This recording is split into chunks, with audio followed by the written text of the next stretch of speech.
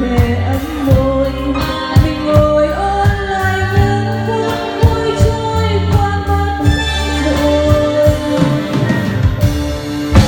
Ngày cây phượng huy bên đường che nắng ban trưa, này con đường dẫn vào sân ra tắm trăng mơ mái trường khi âu thơ và này căn nhà vắng nằm cạnh nhau nghe đêm.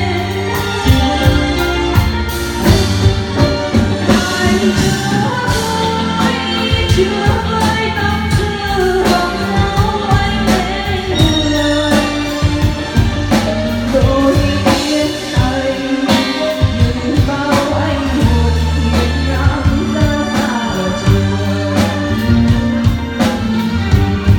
Quê hương anh lặng lẽ bước chân đi, vì thương non sông tôi gạt nước mắt phân ly, từng cơn mưa rơi rơi nào nề.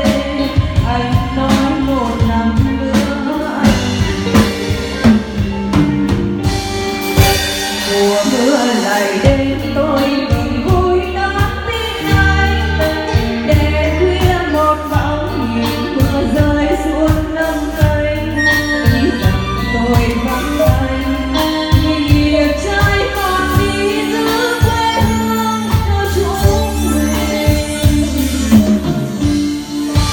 Nhiều đêm chờ sáng nghe lòng thao thức cánh thú, đường ga nhỏ bé nằm chờ mong đã bao lâu, tiếng hỏi đêm lướt lâu đoàn tàu đi về nói là bạn thân cuối nơi đâu.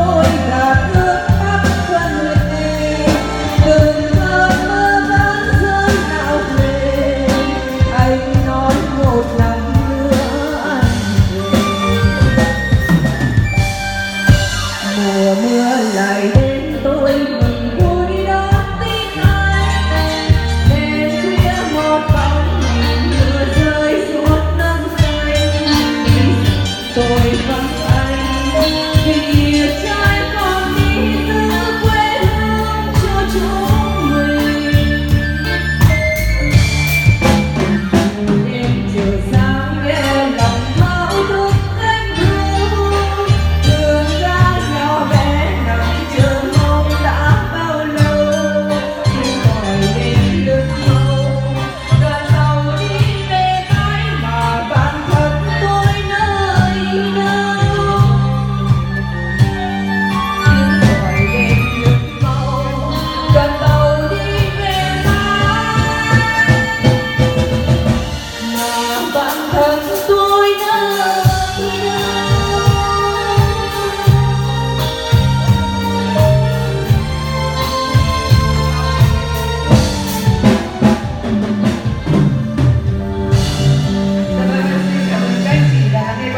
Rồi, bác xin cảm ơn cô đoàn lúc nhảy rất là nhiều.